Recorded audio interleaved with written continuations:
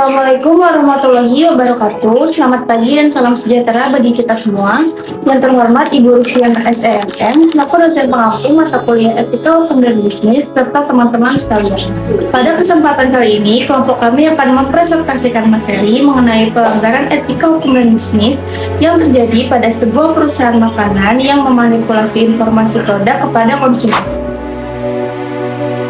Alasan kami memilih kasus ini karena masalah kejujuran dalam penyampaian informasi produk merupakan salah satu aspek penting dalam dunia bisnis. Kepercayaan konsumen merupakan modal utama bagi perusahaan untuk mempertahankan keberlangsungan usahanya.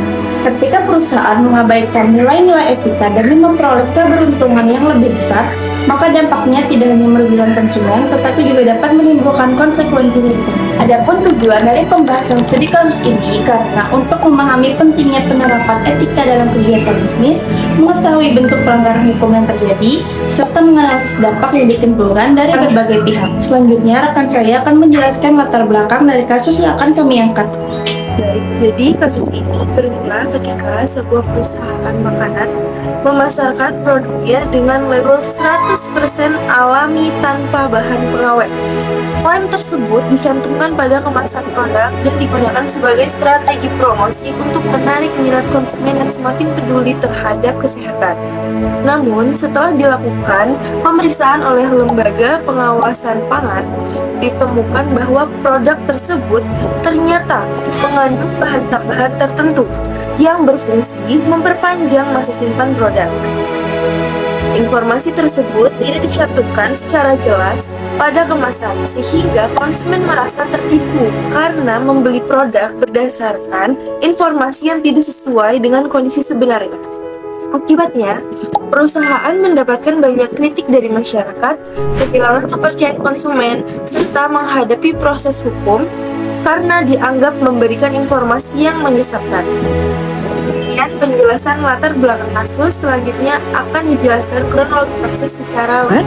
Terima kasih atas kesempatan yang telah diberikan. Saya akan menjelaskan kronologi dari terjadinya kasus tersebut. Pada awalnya, perusahaan mengalami penurunan penjualan akibat persaingan yang ketat di dalam industri makanan sehat. Untuk meningkatkan daya saing, pihak manajemen memutuskan menggunakan strategi pemasaran. Kemudian, perusahaan mencetak kemasan baru dengan klaim bahwa produknya bebas bahan pengawet dan menggunakan bahan alami. Strategi tersebut terbukti meningkatkan penjualan karena banyak konsumen yang tertarik terhadap produk tersebut, yang menonjolkan citra produk alami dan sehat. Namun, beberapa konsumen mulai mempertanyakan kualitas produk tersebut karena dianggap terlalu lama untuk ukuran makanan yang benar-benar alami. Kecurigaan tersebut mendorong lembaga pengawas melakukan pengujian laboratorium. Hasil pengujian menunjukkan adanya bahan tambahan yang berfungsi menjaga kualitas produk selama penyimpanan. Temuan ini kemudian dipublikasikan kepada masyarakat sehingga menimbulkan kontroversi dan menurunkan citra perusahaan. Kasus ini kemudian menjadi perhatian publik karena dianggap sebagai bentuk ketidakjujuran perusahaan dalam memberikan informasi kepada konsumen. Selanjutnya akan dijelaskan mengenai analisis etika bisnis dari kasus tersebut. Terima kasih. Dari sudut pandang etika bisnis, tindakan perusahaan dalam kasus ini dapat dikatakan tidak sesuai dengan prinsip-prinsip etika yang seharusnya diterapkan dalam kegiatan usaha. Pertama, perusahaan telah melanggar prinsip kejujuran. Dalam etika bisnis, perusahaan wajib menyampaikan informasi produk secara benar, lengkap, dan tidak menyesatkan. Klaim 100% alami tanpa bahan pengawet ternyata tidak sesuai dengan kondisi sebenarnya, sehingga konsumen memperoleh informasi yang salah. Kedua, perusahaan melanggar prinsip tanggung jawab. Setiap pelaku usaha memiliki tanggung jawab moral untuk melindungi kepentingan konsumen. Dalam kasus ini, perusahaan lebih mengutamakan keuntungan dibandingkan kepentingan konsumen untuk mendapatkan informasi yang akurat. Ketiga, perusahaan melanggar prinsip keadilan. Konsumen memiliki hak untuk mengetahui kandungan produk yang mereka konsumsi. Ketika informasi tersebut disembunyikan, maka hak konsumen tidak terpenuhi secara adil. Keempat, perusahaan juga mengabaikan prinsip transparansi. Transparansi merupakan salah satu faktor penting dalam membangun kepercayaan publik terhadap suatu bisnis. Kurangnya keterbukaan informasi menyebabkan reputasi perusahaan mengalami penurunan. Berdasarkan analisis tersebut, dapat disimpulkan bahwa tindakan perusahaan bertentangan dengan nilai-nilai etika bisnis yang seharusnya menjadi pedoman dalam menjalankan usaha. Selanjutnya akan dijelaskan aspek hukum yang terkait dengan kasus ini. Dari perspektif hukum bisnis, terdapat beberapa ketentuan yang berpotensi dilanggar oleh perusahaan. Yang pertama itu, perusahaan dapat dianggap melanggar hak konsumen karena memberikan informasi yang tidak jujur mengenai produk yang dipasarkan. Konsumen berhak memperoleh informasi yang jujur, jelas, dan akurat sebelum memutuskan untuk membeli sebuah produk. Yang kedua, tindakan tersebut dapat dikategorikan sebagai bentuk iklan atau promosi yang menyesatkan, karena dalam kegiatan bisnis, setiap klaim yang dicantumkan pada kemasan maupun media promosi harus dapat dibuktikan kebenarannya. Yang ketiga, perusahaan dapat dikenakan sanksi administrasi berupa teguran, penarikan produk, peredaran, denda, hingga pencabutan izin usaha apabila terbukti melanggar peraturan yang berlaku. Selain itu, konsumen yang merasa dirugikan juga dapat mengajukan tuntunan ganti rugi atas kerugian yang mereka alami akibat informasi yang tidak sesuai tersebut.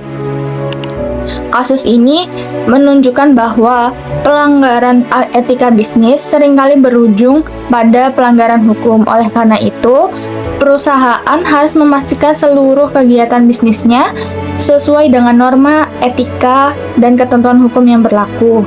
Selanjutnya akan disampaikan dampak kasus serta solusi yang dapat dilakukan. Oke, yang kelima ada dampak dan solusi. Berdasarkan kasus yang telah dijelaskan, terdapat beberapa dampak yang ditimbulkan. Dampak pertama adalah hilangnya kepercayaan konsumen. Kepercayaan merupakan aset yang sangat berharga bagi perusahaan. Ketika konsumen merasa ditipu, mereka cenderung beralih ke produk lain. Dampak kedua adalah kerugian finansial, penurunan penjualan, biaya penarikan produk, serta kemungkinan pembayaran denda dapat menyebabkan kerugian yang cukup besar bagi perusahaan. Dampak ketiga adalah rusaknya reputasi perusahaan.